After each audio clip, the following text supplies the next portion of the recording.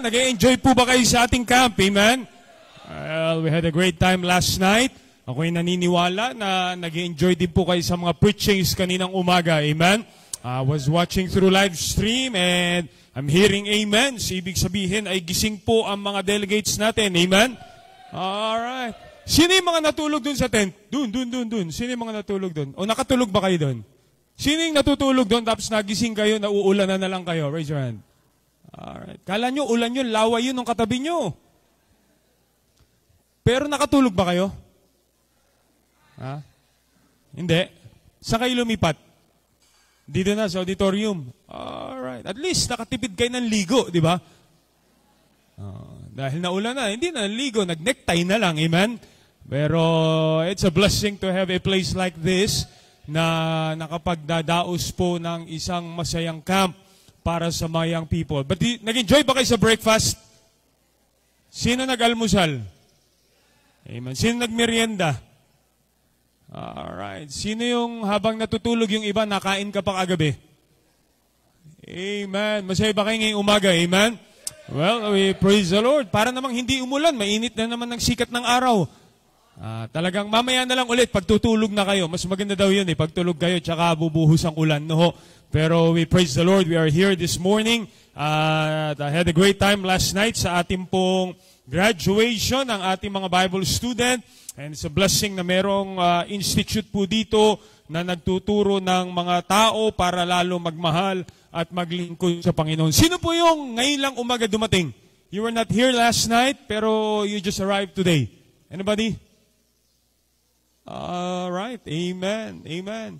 Sino po yung wala kagabi, ngayon lang kayo dumating? Raise your hand. Okay. Sino po yung wala ngayon, pero nandito kayo kagabi? Sino ho yung nawawala sa sarili? Tingin mo yung katabi mo, talagang tulog pa yan, no? Pambira. Lalo yung mga natulog dun sa tent. Puro men lang ba natulog dun sa tent? Puro kalalakihan lang? Alright, so ang problema nyo ngayon, yung isusuot nyo mula mamaya hanggang Thursday, basa na lahat. Tama ba? Kuha lang, pitas lang kayo dyan ng mga damit, kahit anong makita nyo, isaulin nyo lang bago kayo umuwi. Amen. Siguraduhin nyo lang, men, hindi palda ang makukuha nyo, ha? Baka mamayang gabi, nakabistida na kayo. But that's the joy of youth camp. Last week of April, nag-hold din po ang ating mother church, CBBC San Pedro ng MBYC, and we have more than 1,000 delegates. At nakakatuwang makita ang mga kabataan na nag-e-enjoy, and even sa init ng panahon, masaya silang nakikinig ng salita ng Diyos. Ang adbantahe lang ng hindi aircon, pagkatapos nyong maglaro mamaya at maghanda para sa afternoon service, at least bukas yung auditorium. Doon sa San Pedro po, pagkatapos nila maglaro nung hapon, tapos sa afternoon service, air condition, talagang lahat ng kondisyon ng amoy, maaamoy mo sa loob ng auditorium kasi sarado, aircon, malamig, pero hindi mo magugustuhan yung amoy, pero at least malamig, alright? Kaya kanya-kanyang adbantahe lang yan. Ang disadvantage dito, hindi mo pwede isuot yung suot mo kahapon hanggang Thursday kasi masyado ka na maaamoy. Amen? But we praise the Lord for this opportunity. Again, thank you, Pastor Eli Perez, for this invitation. Well, are you ready for preaching ngayong umaga? Amen? Amen. Psalms 119 this morning. Tayo po tayong lahat. And I would love everyone to raise your Bibles, please. Raise your Bibles. Taas niyo po ang inyong King James Bible. Amen? Uy, songbok yung tinataas mo. Bible lang, Bible. Alright, amen. Sana po may dala kayong, okay lang maiwan ang cellphone, wag lang ang Bible. Amen? Amen. Ano nyo, sa youth camp, maraming nawawalang cellphone. Yung mga Bible, nawawala din pero naisasauli. Pero yung cellphone, parang hindi na isasauli, no? Alam ko po, ito ay Christian youth camp, pero wag kayong magpakakampante, wag nyo basta-basta iiwan yung cellphone nyo, lalo na kung may laman yung Gcash nyo, no? Pero kung walang laman, wala namang makikialam na. Kung 3310 yung cellphone mo, okay lang yan. Isasauli sa'yo yan. Psalms 119 this morning. Psalms 119. And I hope you had a good night rest. Salamat po sa accommodations for our family. Kasama ko po yung aking may bahay. Where's my wife? Where's Ma'am Becca? Nagmimerienda po yata. And then, dun sa likod. Amen. Kasama ko po yung aking may bahay. Kasama ko po yung aking anak. Edre, raise your hand. Edre. And my youngest is Ella. Where's Ella? Andun din po sa likod. And I praise the Lord. The last time we were here was 2017. Kasama ko po yung aking may bahay and my eldest is 2 years old. Ngayon po yung aking bunsong anak ay kasama ko na rin po, and we just thank the Lord for the friendship with Pastor Eli Perez. Amen. Psalms 119. Nakita niyo na po, amen? Amen. Babasa lang po tayo ng isang talata. I have a goal this morning, and one of my goals this morning ay uuwi po tayo o matatapos ang ating service ngayong umaga, that you will be able to memorize this verse. It's a powerful thing pag meron kang saulong talata ng salita ng Diyos. Amen? Meron kang saulong talata ng salita ng Diyos, and that's one of our goals this morning. More than just the preaching, we will go home with a memorized Word of God. Mahirap pag ang young people, sa ulo lang natin ang mga pelikula at sa ulo lang natin mga basketballista. Pero dapat meron tayong sa ulong salita ng Diyos. Amen? Psalms 119 verse number 98. Psalms 119 verse number 98. Let's read it all together. You got it? Amen? Psalms 119 verse number 98. All together now. Ready, go.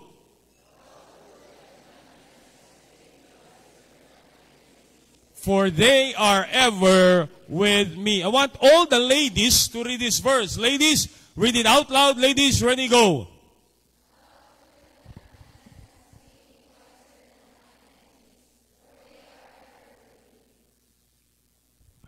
Amen. Pakinggan natin yung mga, dapat mga men, mas malakas yung boses nyo, ha? Verse number 98, men, ready, go.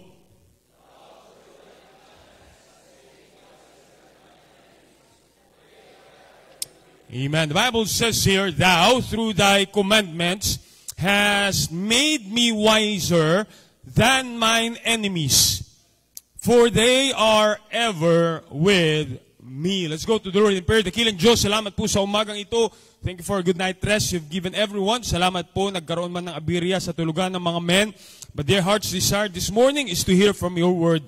Tulungan niyo po ang inyong bang lingkod that just want to be a blessing, just want to be a help. And as a young people po, Panginoon, ay ma-realize po na kailangan namin sa aming buhay ng inyong salita po, Panginoon. And I pray that you will help us, you will empower the preaching, you will guide the listeners po, Panginoon. And I pray we will make decisions after this service na lalo po naming mamahalin ang inyong salita sa pangalan ni Jesus. Amen. Amen. Thank you. Be seated, please. Psalms 119. All right, find your seats. Amen. Okay ba kayo dyan sa taas? All right. Psalms 119 is what we call a Word of God chapter. You better think dahil hindi ho natin binasa ang buong chapter dahil ang Psalms 119 has 176 verses.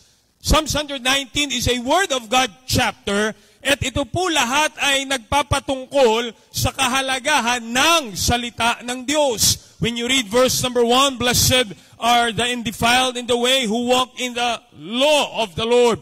Blessed are they that keep His testimonies, that seek Him with the whole heart. When you read in Psalms 119, that word testimonies, that word law of the Lord, that word commandments, judgments, statutes, testimonies, statutes, and all those words, almost, if I'm not mistaken, almost every verse, diyan po sa Psalms 119, ay meron kang makukuhang tulong para paalalahanan ka na mahalaga ang salita ng Diyos sa ating buhay.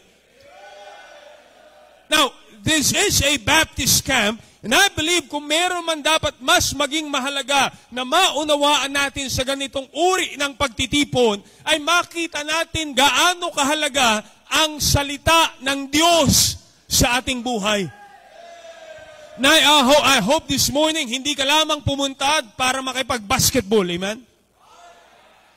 Halata nga kasi naka-necktie, naka-slack pants, pero naka-rubber shoes na, amen? Hindi ka lamang pumunta para maghanap ng bagong ka-chat, amen? Hindi ka lamang pumunta para makatakas sa gawaing bahay. Hindi ka lamang pumunta dahil wala ka na maisip puntahan. I hope this morning, and let's start off this morning with a reminder, tayo'y naririto para matuto mula sa salita ng Diyos. It does not matter kung ilan ang magiging guest speaker po natin. It does not matter kung gaano ka sumigaw sa chant and uuwi ka ng ubos ang iyong boses, kakasigaw mo at marami kang nakaing pagkain dito. Pero ang mahalaga ay lalo nating maunawaan gaano kahalaga ang salita ng Diyos sa ating buhay. You see, when we talk about call of duty, bilang isang sundalo, walang kwenta ang lahat ng training ng sundalo kung wala siyang armas. At hindi niya marunong gamitin ang kanyang armas. Amen? Walang kwenta ang ating barong at ating magandang necktie kung tayo bilang sundalo ng Panginoon ay hindi natin makikita ang kahalagahan ng salita ng Diyos sa ating buhay. Dahil ang malaking bahagi ng buhay Kristiyano bilang kabataan ay lalabanan natin ang hamon ng sanlibutan ito. Lalabanan natin ang mga problema sa sanlibutan ito. Lalabanan natin ang sistema ng sanlibutan ito. 1 John chapter number 2 says, love not the world, neither the things that are in the world. Yes, ang sabi po ng Bible sa John 3:16, for God so loved the world. And many people are asking, paano po yun sinabi ng Biblia, mahal ng Diyos ang sanlibutan, pero sa isang talata, sinabi naman niya na love not the world. Well, let me explain this.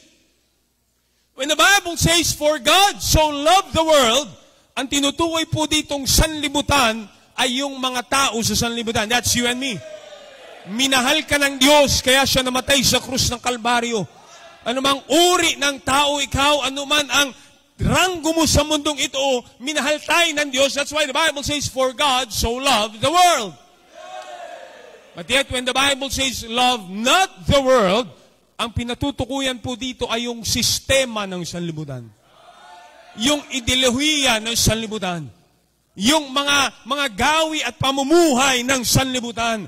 Yung kasalanan ng sanlibutan ito, that is the system of the world. And the Bible says, bilang anak ng Diyos, let's not love the world. Bilang kabataang Kristiyano, wag natin mahalin yung sistema ng sanlibutan. Yung mga nakikita mong artista, yung mga impluwensya ng kanilang pananamit, yung impluwensya ng kanilang musika, yung impluwensya ng kanilang salita, hindi dapat yun dumadaloy sa buhay ng isang mananampalataya.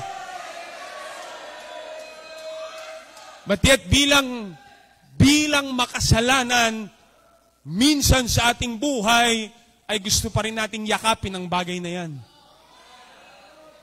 Kaya nga po, ang tutulong para labanan natin ang mga bagay na yan ay ang salita ng Diyos.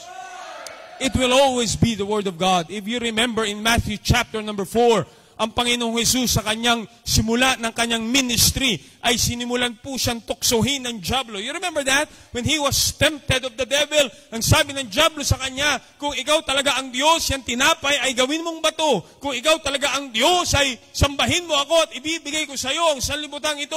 Kung ikaw talaga ang Diyos. And that's how Christian life works. Tayo ay tutuksohin ng sanlibutan.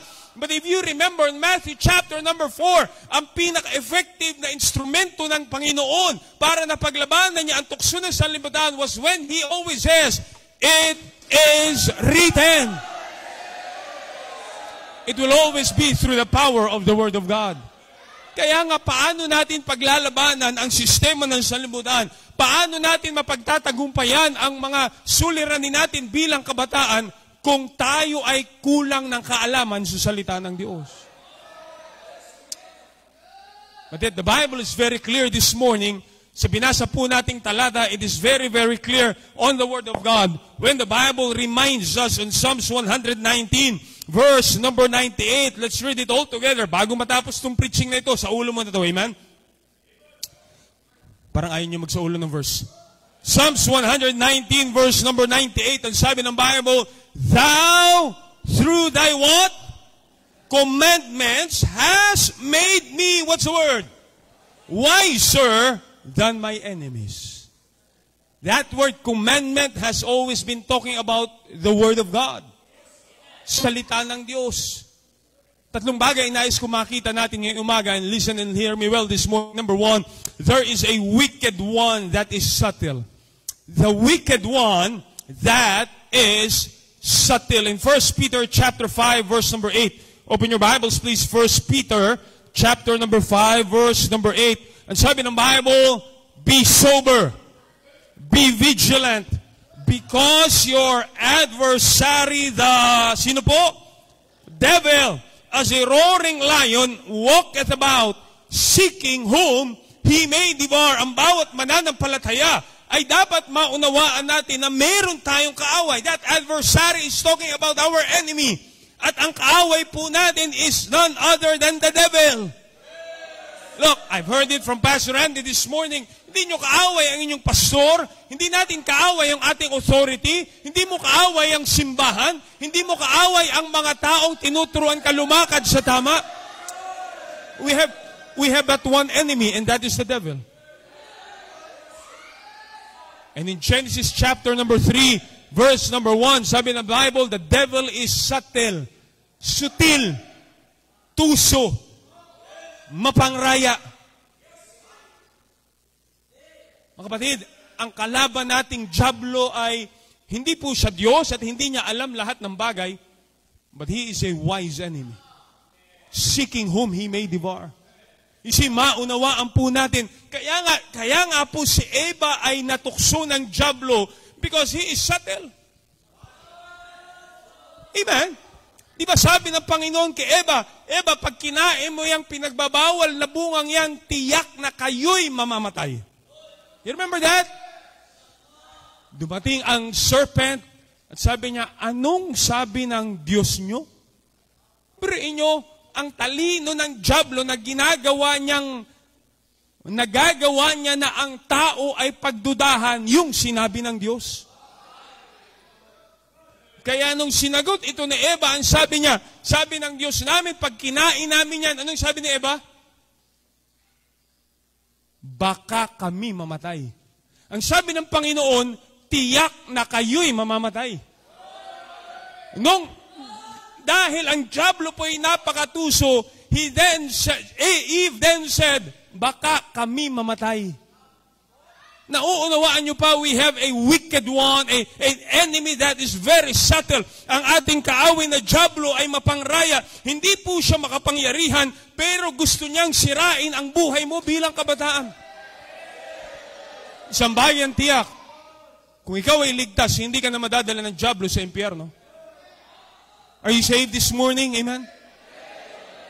Tiyak mo ba, look, listen, tiyak mo ba sa sarili mong sa langit ka pupunta? Well, hindi ka na madadala ng dyablo sa impyerno. Pero isang bagay ang tiyak, listen, pag tayo'y nagparaya sa dyablo, kaya niyang dalhin ang impyerno sa buhay mo. At maraming kabataan ngayon ang nabubuhay ng miserable. At parang ang buhay nila sa mundong ito ay parang impyerno na hindi masaya at hindi maayos gawa ng sila minsan ay natukso ng dyablo sa kasalanan at ngayon ang buhay nila ay pawasak at ngayon ang bigat ng kanilang suliranin at ngayon ang dami nilang paghamon sa buhay na inaalipin sila gawa ng dyablo sa kanilang buhay. At isipin natin gaano karaming buhay at gaano karaming kabataan ang sinisira ng kasalanan. Nadadaya ng emosyon.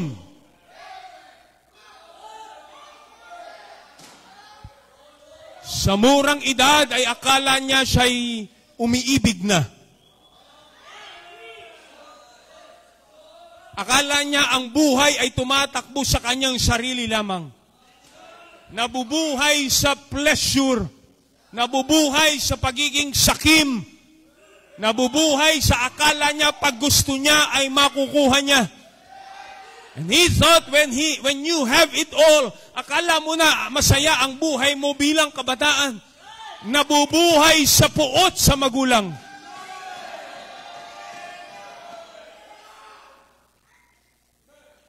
And it causes broken families. And it causes teenage pregnancies. And it causes misdirected life bilang isang kabataan.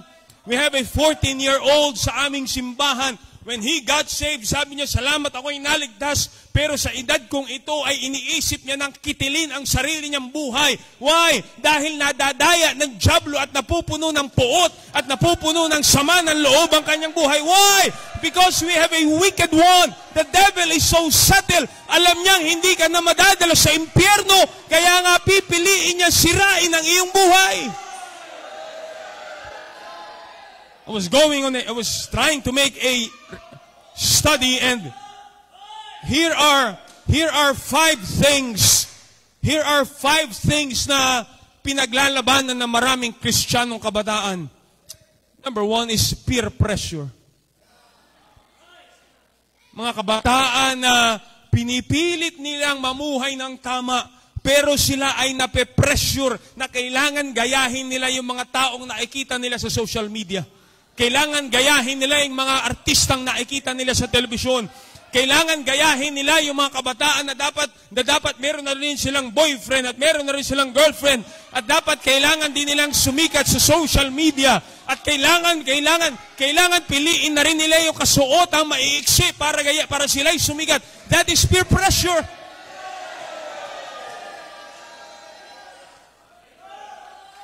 There is peer pressure.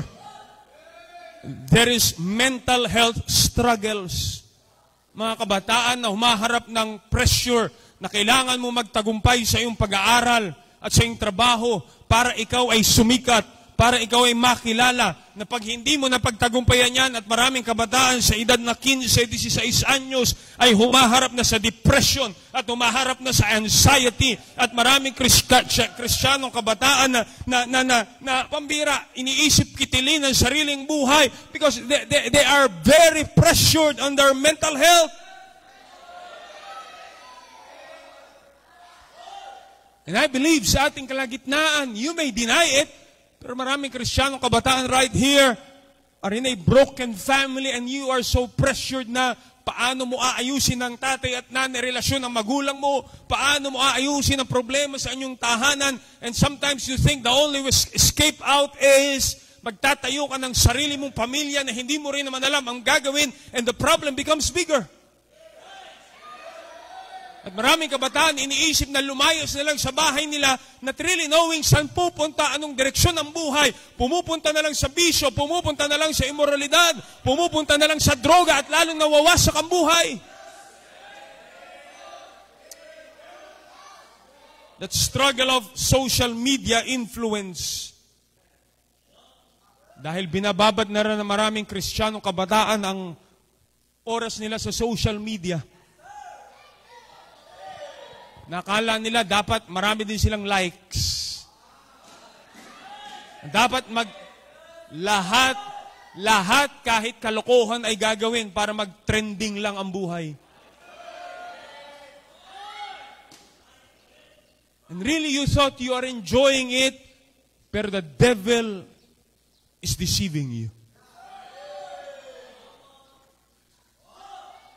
Bilang isang Kristiyanong kababaihan, akala mo pag maraming lalaki nag-like ng iyong post, akala mo magaling ka na. The devil is deceiving you.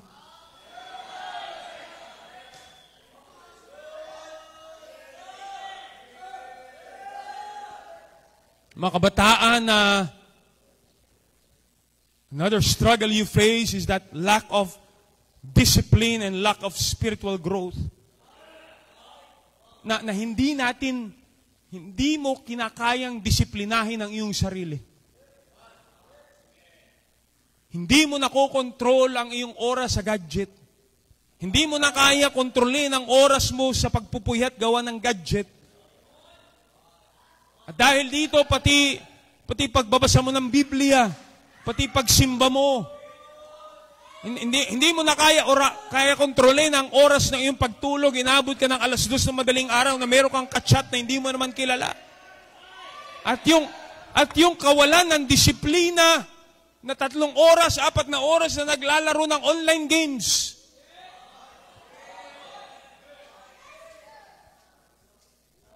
Ay sinisira na pati kalusugan mo. Sinisira na pati pag-aaral mo. Meron akong nakausap na isang kabataan noon, and this was way back 10-15 years ago. Listen. Sabi ko sa kanya, isang kabataan na na-addict sa computer games. Wala pang mobile games doon. Sabi ko sa kanya, pag tinatamad ka, Ilang oras ka naglalaro ng computer games. Sabi ko, pag tinatamad ka, ano mo sabi sa akin? 6 na oras. Sabi ko, tinatamad ka pa niyan, ha?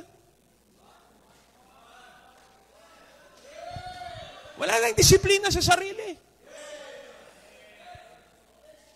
Kaya may mga kabataan na pagka nawalan ng disiplina sa sarili, pag gusto ng bagong cellphone, magnanakaw na lang. Pati wallet ng sarili magulang nanakawan niya. Pati gamit ng simbahan nanakawan niya. Wala nang disiplina. Listen well. The bottom line is this. Nadadaya tayo ng dyablo sa ating buhay. Nagpapaalipin na lang tayo sa dyablo at kinakaladkad ka na lang ng dyablo kahit saan niya. Alright, maalipin ka ng imoralidad, maalipin ka na lamang ng bisyo. Akala mo malaya ka pero gapus ka na ng dyablo at lulun ka na sa mga bagay na naglalayo sa iyo sa Panginoon. Why? We have a enemy. We have a wicked one, and that is the devil. And he is very subtle, seeking whom he may devour. And I am talking about kahit mga kabataan na laki na sa simbahan ay madadaya pa rin ng dyablo. Mga kabataan na every Sunday na sa church, pero Lunes hanggang Sabado ay nadadaya ng imoralidad. At sumasama na lamang sa lalaki, hindi naman niya kakilala. At pag nasabihan ng I love you, akala mo pakakasalan ka na. Let me tell you something. Listen. It is because hindi ka aware that the devil is walking about trying to seek whom he may devour. Gusto niya sirain ang buhay mo. Pumapasok na siya sa cellphone mo at ang mga musika ay nadadaya na ng dyablo. At ang mga picture dito ay ayaw mo na nga pahawakan yung cellphone mo sa magulang mo eh.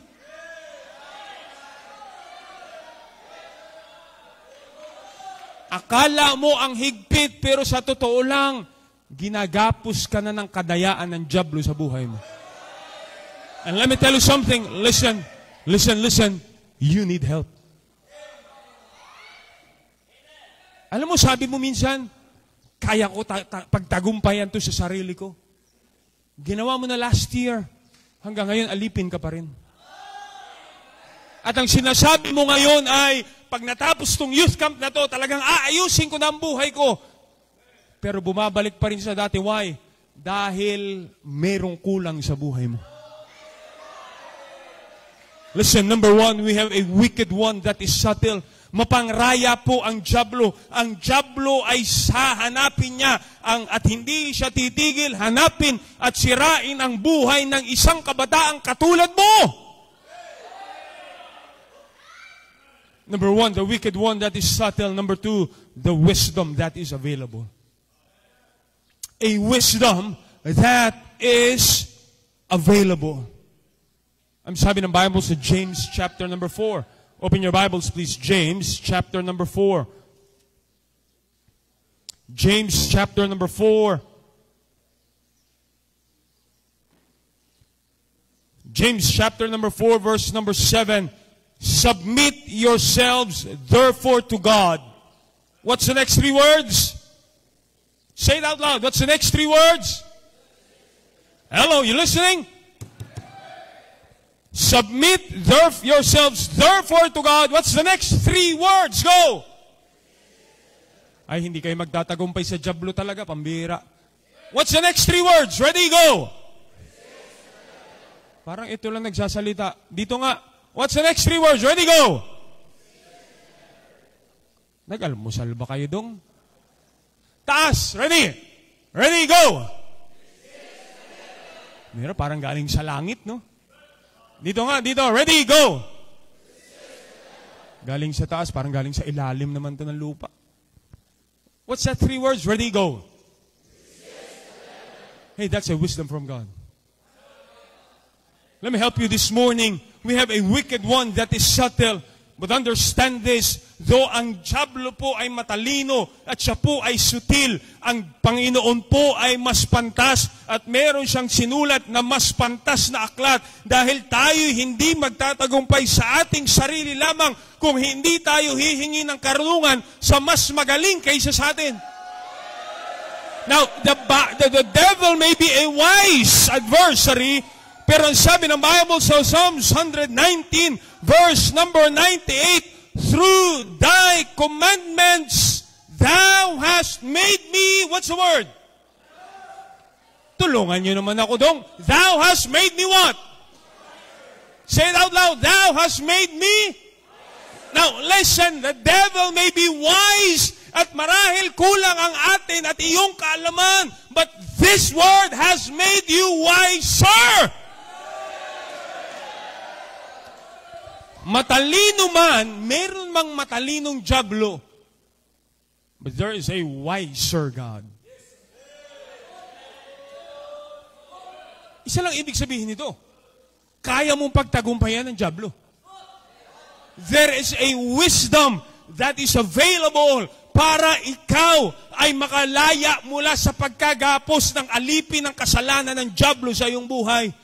At anuman ang bitterness na meron ka, at anumang kinabumulatan mong imoralidad sa iyong buhay, at anumang sistema ng katamaran ang umaalipin sa buhay mo, at anumang ugali ang akala mo hindi mo na mapagtatagumpayan, at minsan ang mga kabataan ay sa pagpipilit nilang iayos ang buhay nila, at sila'y nabibigo na naman, aayusin na naman, at mabibigo na naman, aayusin na naman, at mabibigo na naman.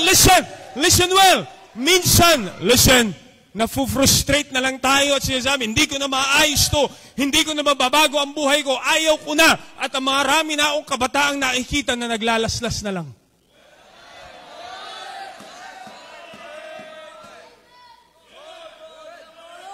Nilululo na lang ang sarili sa bisyo at sa alak. At sumasama-sama na lang kung kaninong lalaki at bubuo na lang na relasyon nang walang pamantayan ng salita ng Diyos. Listen, alam niyo po bakit tayo nabibigo sa ating buhay? It is because we're trying to fight the devil by our own power. The Bible says it's not by might nor by power, but by the Spirit, saith the Lord of hosts. I wonder ilang kabataan dito ang patuloy na inaalipin ng dyablo, pero hindi tayo magtatagumpay unless kukuha tayo ng wisdom mula sa isang makapangyarihang Diyos. Biriuin nyo ang kabataang 14 anyos. Nagka-problema sa emosyon, hihingi ka ng payo sa 14 anyos.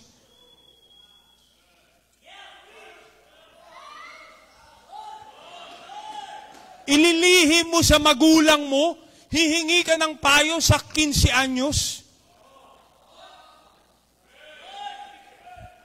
Ang dami mong problema pinagdadaanan, masama ang loob mo sa magulang mo, hihingi ka ng payo sa 15 anyos na masama din yung loob sa magulang niya.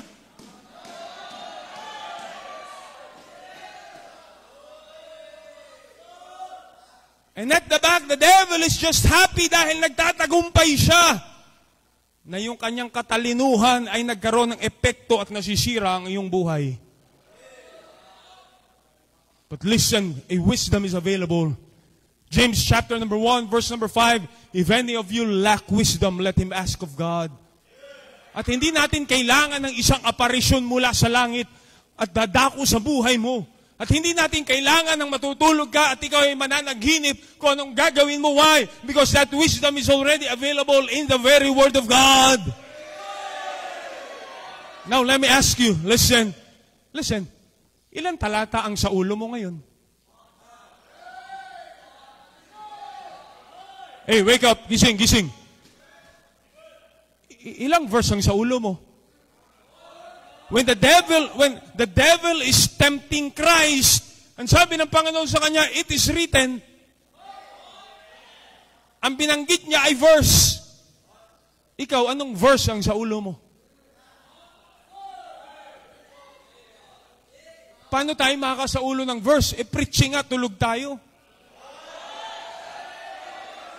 Alam niyo po, nakakalungkot sa ganitong youth camp, Maraming kabataan na matutulungan sila sana ng salita ng Diyos sa ganitong pagtitipon, pero ayaw nila pumunta sa ganitong pagtitipon. At yung mga pumunta nga, wala naman dalang Bible. Pumunta nga, tutulugan naman ng youth camp. Pumunta nga, iba naman ang motive sa kanyang pagpunta ng youth. Ay, sasama ako ng youth camp.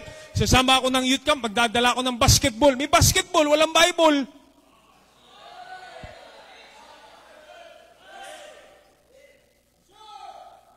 Now listen, kung gusto mong pagtagumpayan ang dyablo sa iyong buhay, hindi mo yan kaya sa iyong sarili. Hindi ko ito kaya sa aking sarili. Kailangan natin ng wisdom galing sa salita ng Panginoon. The Bible says, Thy word have I hid in my heart that I might not sin against Thee. Anong salita ng Diyos ang nakatago sa puso mo ngayon? Jesus wept?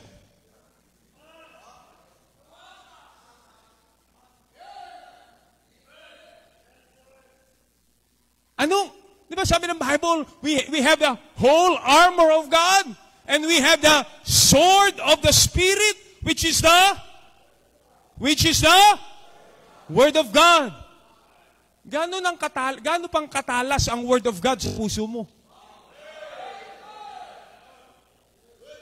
Sabi ng Bible, it is sharper than any two-edged sword. Kahit ganong katalas ng espada, kung hindi mo ginagamit, talo ka.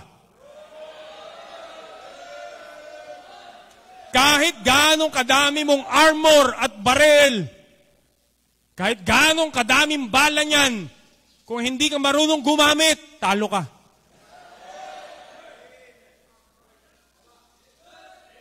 You know what this youth camp is all about? It's all about educating you with the Word of God.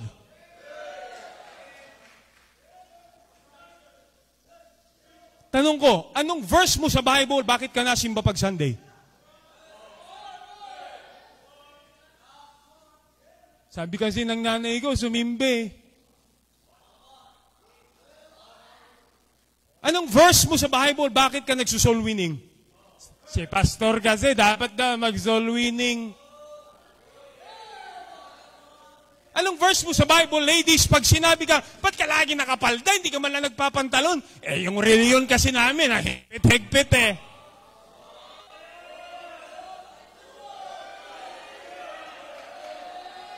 Anong verse mo sa Bible, bakit ka nagsasauli ng iyong tithes? Kaya ka hindi ka nagtatites kasi hindi mo alam yung verse sa Bible eh.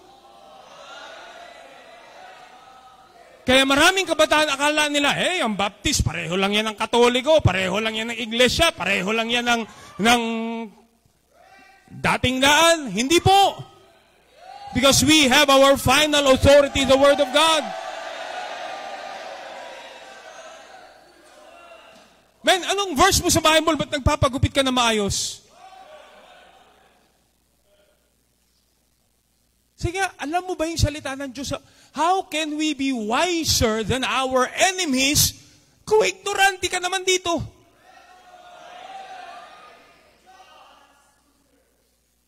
Ba't kayo Sunday nag-church? Sige nga. Meron po kaming 6 na full-time workers, 7. Sabi ko sa kanila, bakit kayo nagsuko ng buhay sa Panginoon? Sabi ko sa kanila, anong verse sa Bible ang pinanghahawakan mo, bakit ka nagsuko ng buhay sa Panginoon? Bible students, anong verse mo sa Bible, bakit ka nagsuko ng buhay sa Panginoon? Baka naman kaya ka lang nag-Bible school, andyan yung crush mo. Nung nakita mo yung crush mo na kinamayan na yung isang tao, ayaw mo na mag-Bible school. Kaya pag na-offend sa preaching, kasi ang pinanghahawakan mo ay tao lamang at hindi salita ng Diyos.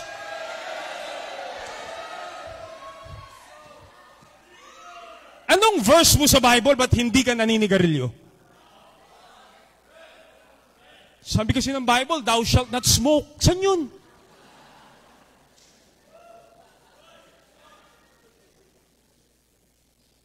Anong verse mo sa Bible, ba't hindi ka nagsasayaw?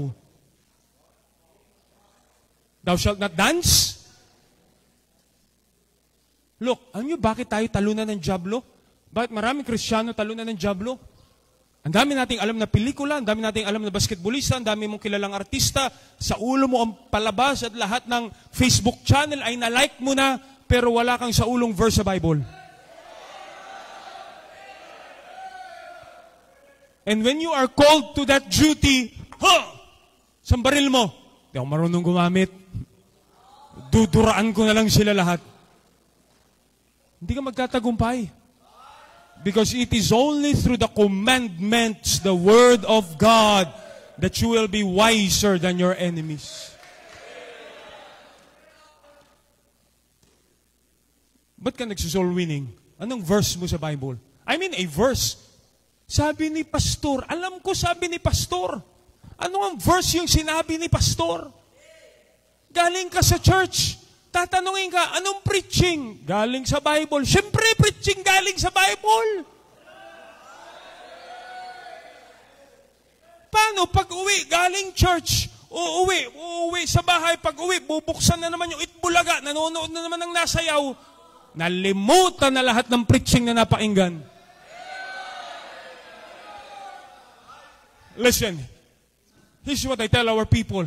Huwag ka naman umuwi galing sa church at umuwi galing sa youth camp. Ang souvenir mo lang, puro picture.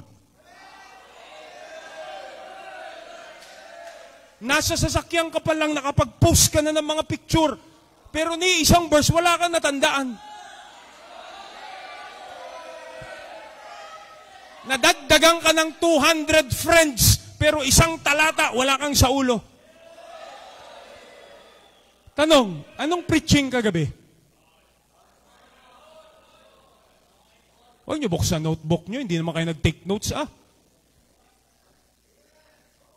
We can look, that's why we can never be victorious against our enemies. Why? Wala tayong alam na salita ng Diyos. Nasa preaching, nanonood ka ng basketball.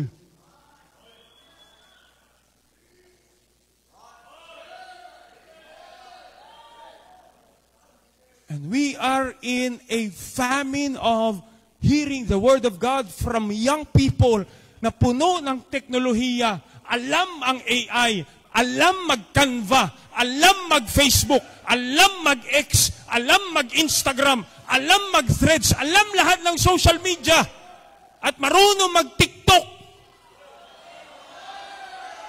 Pero ignorante sa salita ng Diyos.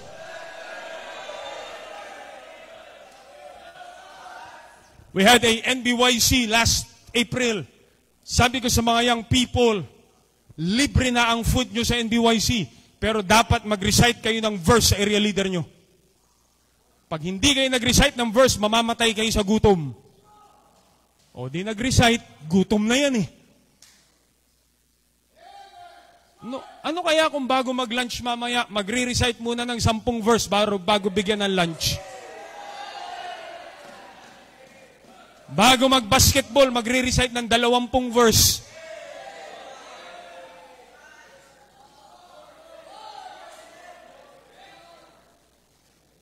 Sana pati pastor makakain, no? Ay. Look, there's Word of God that is available. Tanong, dala mo ba yung Bible mo ngayon? Sa ulo mo ba yung books of the Bible? Ba't parang pinapawisan tayo lahat, no? A wisdom that is available. Si Pedro po ay mangingisda lamang, pero nung siya'y nakinig sa tagapagligtas, nung sinunod niya ang salita ng Diyos, hindi lamang siya nagtapos bilang mangingisda, natuto din siyang lumakad sa ibabaw ng tubig. Pambira, no? I challenge you this morning, let's not be ignorant of the Word of God. There's wisdom that is available. There are, ilan yung preaching kanina? 3. Ano yung first preaching?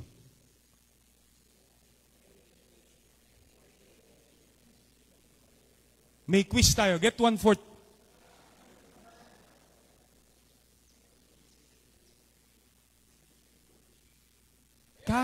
Look, kahit ilang preaching ang marinig mo, kung hindi mo yan itatanim sa iyong puso, magtatagumpay sa iyo ang dyablo.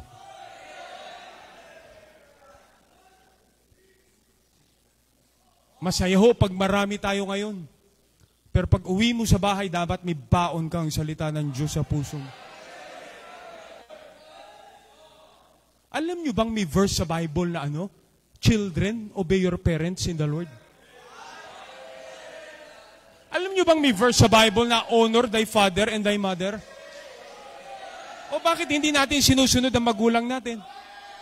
Alam nyo may verse sa Bible na obey them that have the rule over you and submit yourselves? Alam nyo ba, alam nyo bang may verse sa Bible, it is not good for a man to touch a woman? Bakit akbay ka ng akbay? There is wisdom that is available. Amen? You go to the Word of God. Lastly, number 3.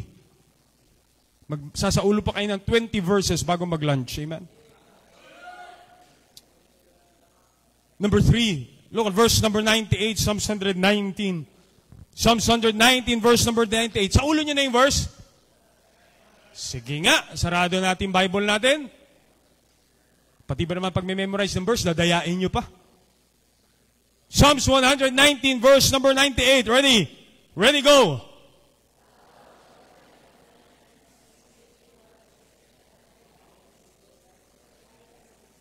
Sabi ng isa,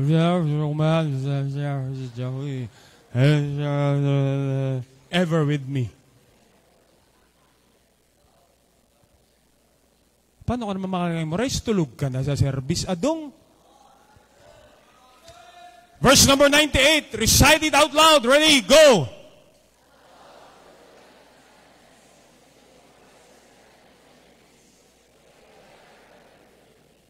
Sa ulo nyo, nagbabasa kayo Thou, through thy commandments, hast made me wiser than mine enemies, for they are ever with me. Number 1, a wicked one that is subtle. Number 2, the word or wisdom that is available. Number 3, I want you to notice the phrase, for they are, what's the next 3 words? Tulungan niyo naman ako. For they are? Mezzanine. For they are? Sabi ko, mezzanine. For they are? Hindi naman nagsalita lahat ba? For they are? For they are? You see, the commandments of God is ever, forever with us. Number 1, a wisdom that is available. Number 2, a word that is eternal. Heaven and earth shall pass away, but my words shall never pass away. You see, the best part about the Word of God, it is eternal. Ibig po sabihin, tayo man ay nabubuhay sa pabago-bagong mundo, sa pabago-bagong sistema, at sa pabago-bagong kultura, pero ang salita ng Diyos ay hindi nagbabago. Look, I was born in the 80s. Kami po yung henerasyon na inabot namin na hindi pa uso ang cellphone. Inabot namin yung cassette tape. Alam niyo yung cassette tape? Hindi masking tape, ha? Mayabang ka noon pag meron kang Walkman dito na may cassette tape tapos naka-headphone ka. Hindi na nakaka-relate yung marami. Hindi uso nun ang Bluetooth. Uso nun, false teeth. Dumating yung henerasyon ng bagong mga gadget at cellphone. Na ang cellphone noon ay pwede mong pangkalso ng sasakyan. Mas malaki yung baterya kaysa sa cellphone. Bago ka makapindot ng letter C, 3 pindot muna. Tit. Nabigyan ako ng tatay ko ng 5110. Sabi ng mga young people, ano yung 5110? Ang alam nyo lang kasi, mga iPhone 18 Pro Max, na GSM. Alam niyo yung GSM? Galing sa magnanakaw. Sabi niya, pare, ang ganda ng Apple Watch mo ah. Saan galing? Sabi niya, napanalunan ko sa takbuhan. Sabi niya talaga, kailan yung contest? Walang contest, basta takbuhan. Anong takbuhan? Sinong kalaban mo? Yung may-ari, tsaka yung pulis. Nanalo ako. And we are in an ever-changing system. Dati, uso sa lalaki mahabang buhok.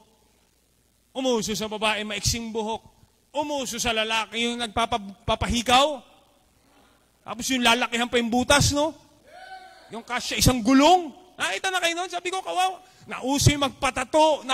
Yun, nung hindi nauso yung malaking butas ng hikaw, malaki na yung butas ng tenga niya. Wala na siyang magawa. Hindi nauso yung tato. Wala na, nakatatak na sa kanya yung tato.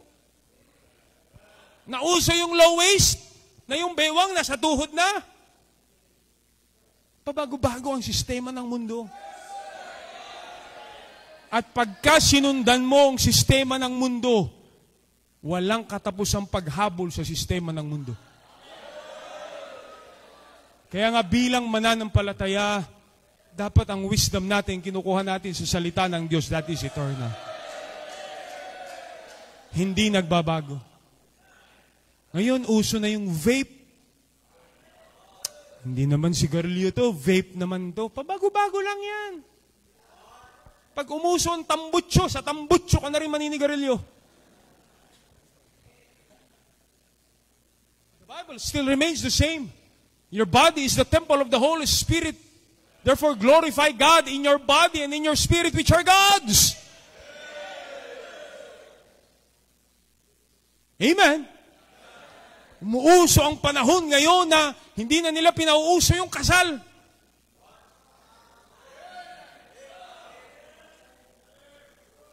Pero ang salita ng Diyos ay totoo pa rin. Marriage is honorable and bed undefiled.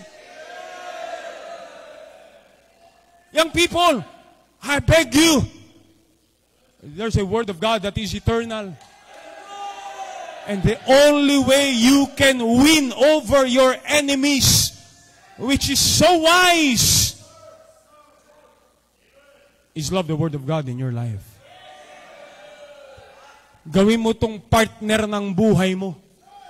Bago ka makinig sa napapanood mo sa telebisyon, bago ka makinig sa nakikita mo sa social media, bago ka makinig sa survey ng sanlibutan ito, bago ka makinig sa mga paborito mong artista, bilang anak ng Diyos, gawin mong pakay ng iyong buhay ay ang sundin ang Diyos at ang kanyang salita sa iyong buhay. Many times, He will use human godly authorities na nagmamahal sa salita ng Diyos to guide you. Sabi ng Bible, Thy word is a lamp unto my feet and a light unto my path. Nabubuhay tayo sa mundong madilim na puno ng kasalanan. Kaya maraming kabataan nababangga sa imoralidad, nababangga sa bisyo, nababangga sa sama ng loob, nababangga sa galit sa magulang, nababangga sa maraming bagay ng kasalanan ng mundo. Why? Madilim ng kasalanan ng mundong ito. But the Bible says, Thy word is a lamp unto my feet. Sa madilim na mundo, when you have a lamp, lampara, ilaw, nasa iyong paanan, makikita mo yung nasa paligid mo. Bago ka pa makagat ng ahas, bago ka pa mabangga, makakaiwas ka kasi may ilaw ka. Light unto your path. Ito yung magbibigay liwanag sa dadaanan mo. Hindi mo alam ang mangyayari sa iyo 10-15 years from now, pero pag naglalakad ka sa iyong buhay, habang naglalakad ka, lumiliwanag ang dadaanan mo. At ang buhay mo ay hindi mapapahamak. Hindi ko alam ang mangyayari sa akin 10, 15, 20 years from now. Pero lakad lang ako with the light into my path. At papayagan ko lang ang salita ng Diyos magabay sa aking buhay. And I can be wiser than mine enemies. Young people, listen well, I'm done. Mapagod ka na maglakad sa buhay mo ng madilim. Hindi mo alam gagawin. Baka mahulog ako. Hindi mo alam ang pupuntahan. Nababangga ka sa barkada na maling impluensya.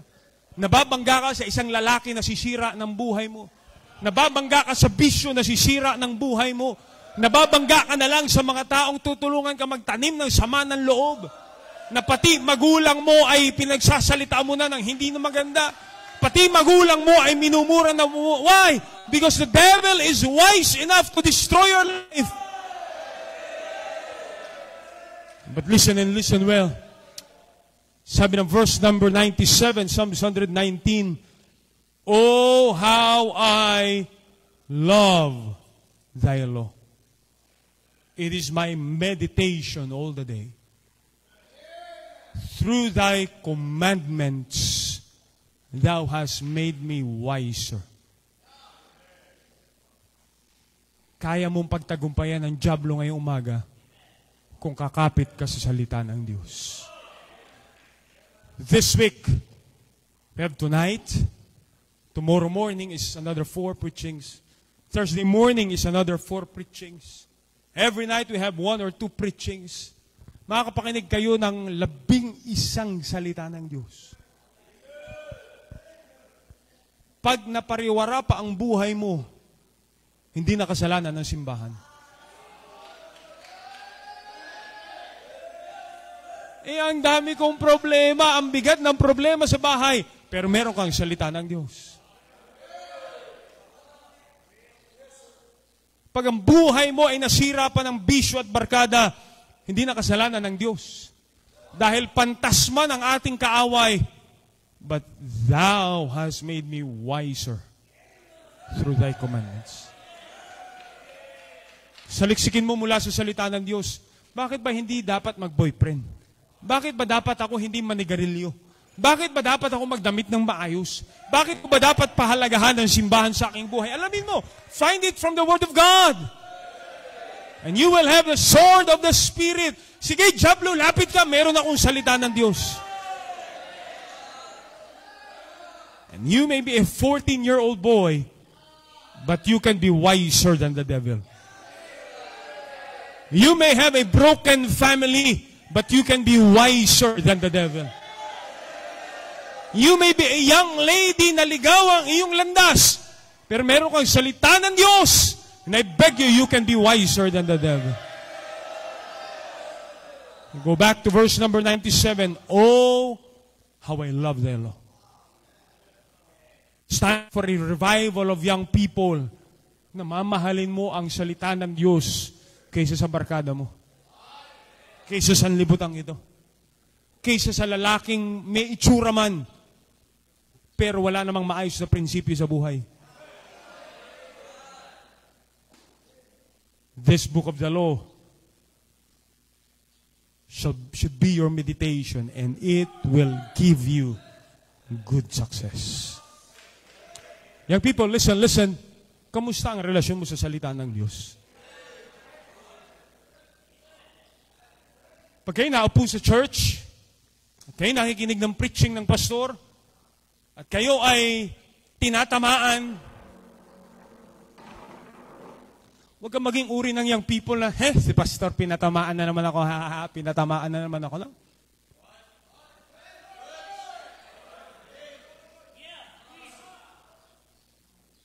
Payagan mong tamaan ka ng salita ng Diyos.